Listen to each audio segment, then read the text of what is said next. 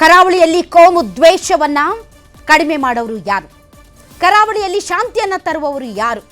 ಕರಾವಳಿಯಲ್ಲಿ ಭುಗಿಲೆದ್ದಿರುವಂತಹ ಕೋಮು ದ್ವೇಷಕ್ಕೆ ಶಾಂತಿ ಸಭೆಗಳನ್ನ ಮಾಡುವವರು ಯಾರು? ಶಾಂತಿ ಸಭೆಗಳನ್ನ ಮಾಡಬೇಕಾಗಿರುವಂತಹ ಸರ್ಕಾರ ಮತ್ತು ಸರ್ಕಾರದ ಸಚಿವರುಗಳು ರಾಜಕೀಯ ಹೇಳಿಕೆಗಳನ್ನ ಕೊಟ್ಕೊಂಡು ಓಡಾಡ್ತಾ ಇದ್ದಾರೆಯೇ ಹೊರತು ಇಲ್ಲಿ ಅವರಿಗೆ ಅಲ್ಲಿ ಶಾಂತಿ ಸಮನ್ವಯ ಸೌಹಾರ್ದತೆಯನ್ನು ತರೋದಕ್ಕೆ ಬೇಕಾದಂತಹ ಯಾವ ಕ್ರಮಗಳನ್ನು ಕೂಡ ಸರ್ಕಾರ ಮಾಡ್ತಾ ಇಲ್ಲ.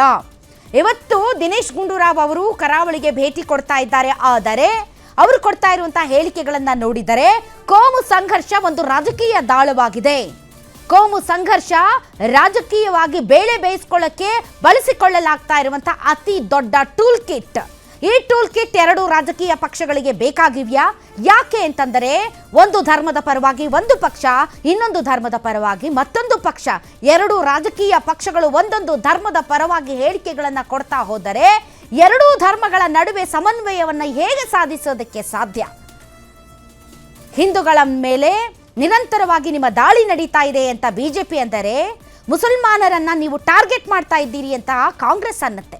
ಹೀಗೆ ಎರಡು ರಾಜಕೀಯ ಪಕ್ಷಗಳು ಎರಡು ಧರ್ಮಗಳ ಪರವಾಗಿ ಮಾತಾಡ್ತಾ ಇರುವಂತಹ ಸಂದರ್ಭದಲ್ಲಿ ಒಂದು ಸರ್ಕಾರವಾಗಿ ಕರ್ನಾಟಕದಲ್ಲಿ, ಅದರಲ್ಲೂ ಮಂಗಳೂರಿನಲ್ಲಿ ಶಾಂತಿ ಸುವ್ಯವಸ್ಥೆ ನೆಲೆಸೋದಕ್ಕೆ ಯಾರು ಪ್ರಯತ್ನ ಪಡಬೇಕು?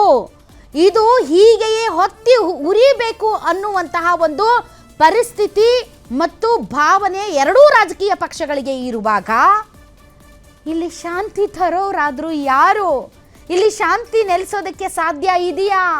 ಭಾತೃತ್ವದ ಪಾಠ ಹೇಳೋರು ಯಾರು? ನನಗಂತೂ ಅರ್ಥ ಆಗ್ತಾ ಇಲ್ಲ. ಹಾಗಾದರೆ ಇವತ್ತಿನ ವಿಶೇಷ ಕಾರ್ಯಕ್ರಮದಲ್ಲಿ ಇದೇ ವಿಚಾರಕ್ಕೆ ಸಂಬಂಧಪಟ್ಟಂತೆ ನಾವು ಚರ್ಚೆ ನಡೆಸ್ತೀವಿ. ಇದೇ ಈ ಕ್ಷಣದ ದಂಗಲ್ ಸ್ಪೆಷಲ್, ಕರಾವಳಿ ರಕ್ತ ರಾಜಕೀಯ.